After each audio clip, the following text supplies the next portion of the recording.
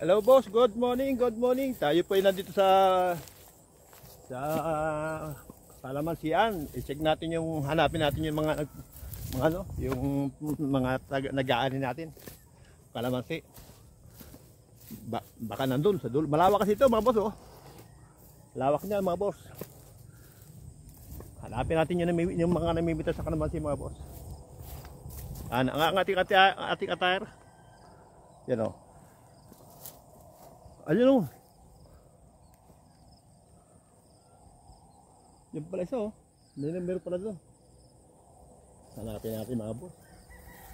Hanapin natin yung mitas ng kalamansi mga boss. Yun, meron pala doon siya o. Yan.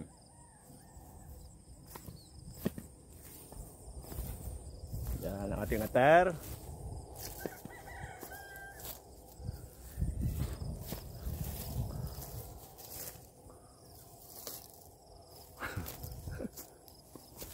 Hanapin natin yung mga namimitas. Saan kaya?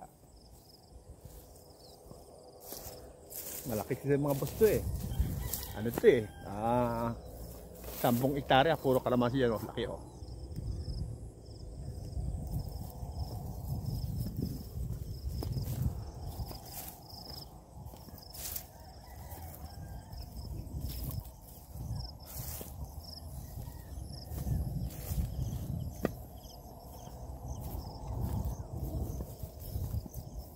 Nasaan mga boss natin? Hanapin natin yung ating mamimitas mga boss. Ayun o. Andun. Andun.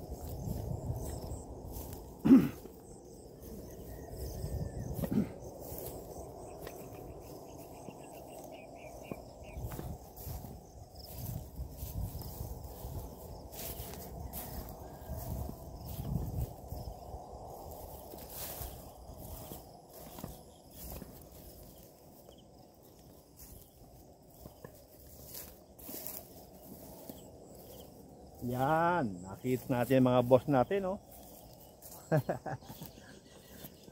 Yun, oh. Kala ko doon kayo isa naman sa kabila. Dito pala. May ilang kayo magkasama? Kayo lang? Ha? Konti na kailangan? Ha? Malanggam yata, ano? Naku po. Yan mga boss oh. Pamimitas ng kalamansi. Kala ko marami kasi ano yung babayo. Galing ah.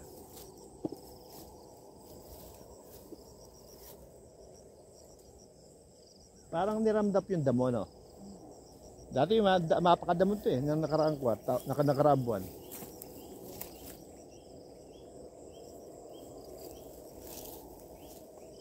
Kala ko madami kayo kailan pala kanina. Yan boss oh, lawak mga boss oh. Lawak.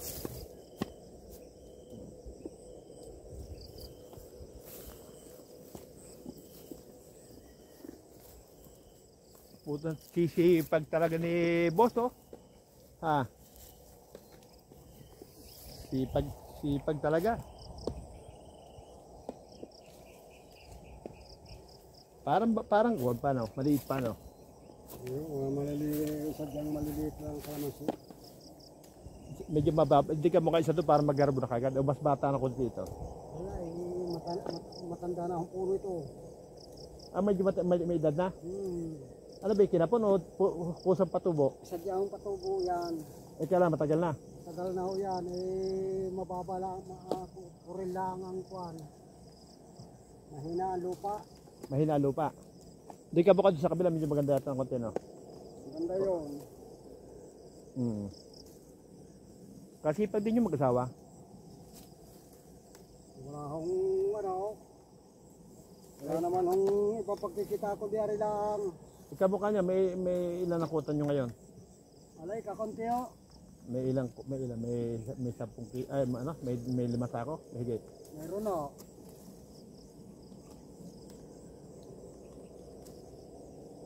Kaya lang mainit no, di ka mukha dati no, na nakaraan, medyo malilim. Bakit sana yun? Maalala ko pala no. Nung nakaraang binibidyohan ko kayo. Ang daming nanood sa akin, yung iba taga Pangasinan. Nakita yung tari mo, yung tari sa dulo ng kamay. Eh, umorder sa akin, boss, ba makakabili na yung tari na yun? Ano ito, basta dyan paggawa. May magagawa talaga niya. Saan pwede paggawa? Diyan na sa highway. May pagawaan? Oo. Kita kanina yung may itim na babae. Hindi, ibig sinong pwedeng kontakin ko doon? Kasi para sa isang... Yung may itim na babae na namimitas din doon sa kabila. Doon sa kabila doon? Yung pagpitasan niya? Oo. Ay siya nakakaalam? Oo, siyang kumpare niya ang nagagawa. Ang ibig sabihin, kung ngari, kasi yung meron akong manonood, taga Pangasinan, sabi niya, sa amin sa Pangasinan, boss, ang pamimitas sa kalamansi ay gunting. Sa buong maghapon daw, hindi pa sila nakaka 100 kilo, 10 pa yung namimitas. Samantalang dito sa atin, ikaw, nag-iisa ka, yung 100 kilo, 200 kilo, kaya mo. Kaya, pagka depende sa, madami ang order. Oo, sa daming order. Kaya sabi sa akin, boss, sa ko ba pwedeng makontak yung bilihan ng ganyan, yung parang tari na yan? Eh, diyan pala ko pupuntahan. Tatanungin ko mamaya. Magkano pagawa nyo dati niyan? Ariho 300 ho, isang pares eh. 300? Oo. Mahal din pala, no? Ay matagal na naman nun yung gagamitin. Oo, nasa iyo kung nasa yung pag-iingat mo kung gusto mong iwala, di bibili ka uli. Galing, oh. Kinita ko na rin kung mga pangkukuy, hindi lang nga rin sa 10 taon eh. Ang tawag ko nga dyan, pantare. Eh, kaya nung sabi yung manonood sa akin, boss, saan ba nakakabili yung namimitas ng kalamansi na pantare? At tawag niya pantare na rin. Kaya mga boss, nakita niyo yung pamimitas ng kalamansi. Medyo mabilis kasi po, pinukurot lang niya kurot. Putol ng putol yung bunga. Yeah, ito sanga. Yeah, kamukha niyan. Actual na namimitas, hirap akong pumutol. Wala, dahil kukulang. Hindi pa maputol, di ka mukha sa kanya. Pag nahawakan, tanggal. Yan ang kaibahan ng yung nasa dulo ng kamay nila yan. Pero siya, mukhang gamit na nga, oh. Talagang medyo kupi na. Eh di ba ano yan, kailan saktong-sakto sa kamay mo o napipinipisa mo na lang? Mayroon nung depende pa kung gusto mo din paluluangin. Ayo, may adjustan pala. Ito mga boss ito yung tatawag tari. Matari mo. Yan lupit.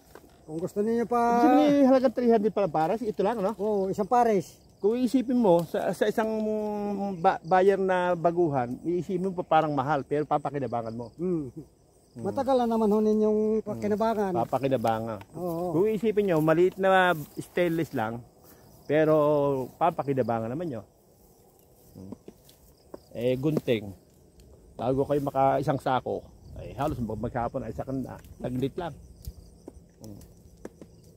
Saglit lang sa kanila. Ito nyo, kahit babae, ginhawa lang. Parang baliwala lang yung pamimitas. Dapat taga dito nakabota, dahil yung kamukha ng di ba hanip daw, hanip? Guyam. Di ba sabi nga sa yung pamangkin ko, namimitas siya. Dito, yan may hanip yung ipa na yan. Hanip din depende. Ang hanip naman hindi naman kasi nung hindi kagaya ho ng guyam. Tirahan na lang kami. Tirahan na lang niya kasi ang pang ilalim. Ito yung mga boss, Simpleng buhay mo. Alam niyo mga boss, dito sa probinsya, kung nakikita nyo na namimitas, yan ba sa sapid? Hindi Kung nakikita nyo, namimitas, iniisip nyo parang mahina kita. Pero po sila sa maghapon, nakakailang kilo kayo sa maghapon? Halimbawa, nakaka 200, gano'n? 200 pagka marami ang order. Di nakaka 200 sila. Ang bayad ng mga boss dyan sa isang kilo ay, magkano bayad sa inyo ngayon? Mababahong kalamansi ngayon ay 7. 7. Yun ang karampitas natin, ang 8 yata, 10 ho. 10. Eh kung halimbawang sa 200 times 10, di laki nakita nyo. 2,000. Sa isang araw mga boss, kumikita sila ng 2,000. Makita nyo, probinsya, simpleng buhay. Pero sa isang araw, kumikita sila ng 2,000. Biruin nyo ha. Iisipin nyo, baka kala nyo. 100 na o 200 lang bayad dito. Nako. Nasa inyo, kung kayo masipag, yan kamukha nyo masipag, ay yung 200 kilo, kaya-kaya. Ay, ang 1 kilo, ang bayad sa 1 kilo ay, sabi natin 10 piso, di times 10. Galing, oh. Eh, kaya lang ngayon mga boss, medyo mababa ang presyo. Alabanan dito sa Batangas. Pag mataas ang kalamansi, mataas ang bayad sa pitas. Pag mababa ang kalamansi, mababa rin ang bayad sa pitas. Yun. Depende sa takbuhan ng presyo. Yan. Ang presyo ang susunod, hindi yung may-ari. May-ari pa rin. Dahil siya pa rin mag-decision. Ano? Kaya lang, depende sa inyo kung kayo papayag. Kaya mga boss, nakita nyo. Ang importante mga boss, nakita nyo ito. Laging merong tangkay ito. Pag walang tangkay, ang buhay ng kalamansi ay 1 linggo lang madilaw na. Hindi ka mukhang to. Tagal yan. Galing. Ayun po, ang dami po yun na yan. Yung pa, namimit na sa dulo. Saka yun po, saka yun pa, ang dami oh. Yan, namimit na sila. Yan, mamaya tayo lalapit mga boss doon. Yan. Yan. Tingnan mo yung kalabaka naman yan. Panoorin yung kalabaka. Napakalaki niya mga boss oh. Pagka araw-araw kayo namimitas ng kalamansi, sabihin na natin kayo nakapitas ng 200 kilo. O sabihin na natin sa 8, sa 200, magkano kita niya 1,600. magkano kita niya sa maghapon? 1,600. Yung pa ba ayaw pa 1,600? Kung halimbawa araw-araw, baka maya-maya makabili ka ng 4 ng gulong. Ito yun, matipid na. Hindi sa probinsya kasi hindi man kailangan yung kung ano ng mga pinagbibili dito talaga masarap ang buhay dito mga boss. Yeah. Hindi pa magulo rito. Matanda na pala yung puno na yan, no? Pero ano siya, masigla naman, hindi naman siya hindi naman siya tuyot, maberde naman yung dahon. Ano may tubig ho? May patubig pa rin.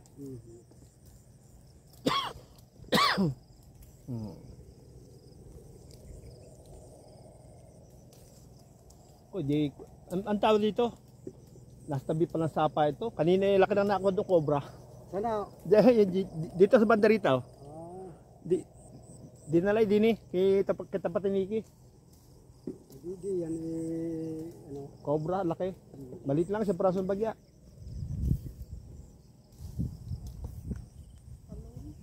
Ha? Kaloy ba yung pangalan na? Eh ano Joe, makakamatay na yun?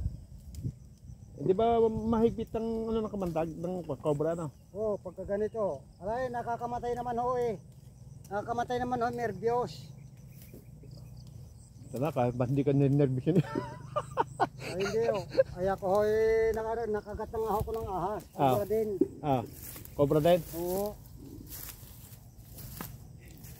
Pagka malakas ho ang loob ninyo, pagka malakas ang loob ninyo, pagka kayo nakagat ng ahas, hindi kayo kundi pagka mahina ang loob ninyo, patay kayo. Oo.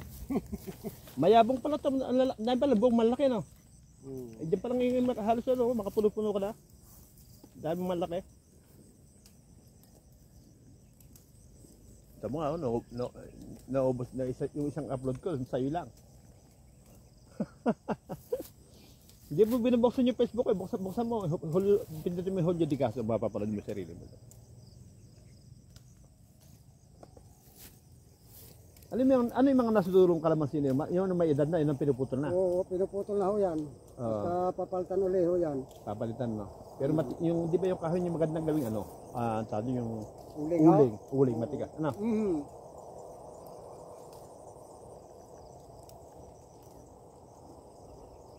At teka yung dalawa mo. Masipin ni, yan, may kota kayo, gano'n. Oho. hanggang dinaabot kung ilan yung kilong kotang ano. Pagka marami ho, adi maghapunan ho kami. Nakaka 200 kilos naman ang bawat isa sa amin. Mayroon pa nga 250. 250. Kayo mabibilis-bilis. Ito yung mga boss, oh. Sa isang tao, nakaka 200 kilo. Hindi magkano kita nila sa maghapon. Malaki mga boss. Bawat isa yun ha, bawat isa. Pwede kayo kumain ng nilagang baka.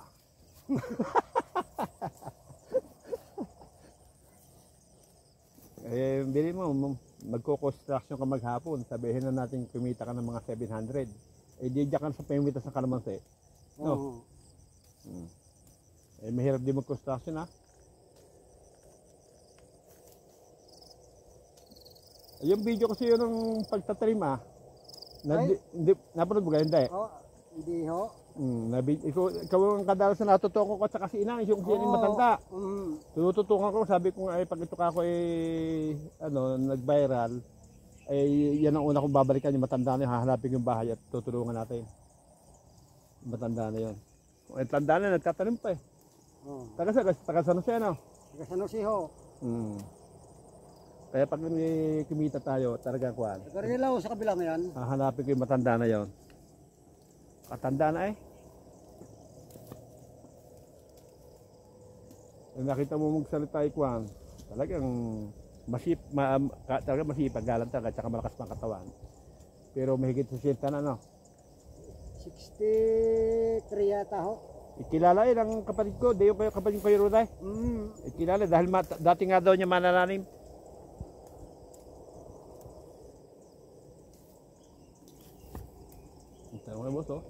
Dito pa lang ha, dito pa lang, hindi na siya gano'ng makalis, dami na bunga oh. Naghitik ang bunga mga boss, dami.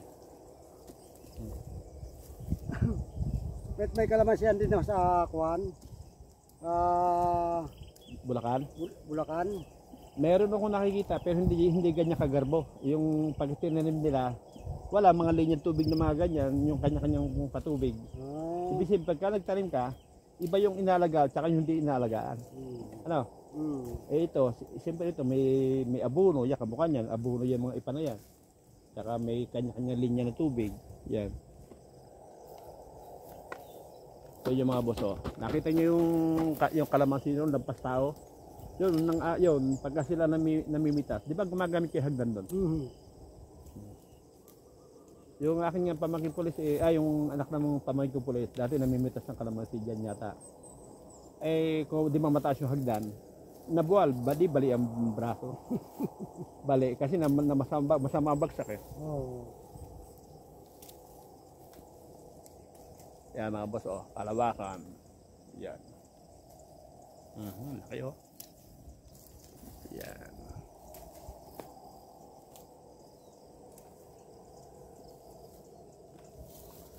Sige mga boss, stop ko muna yung video at susunod na video natin.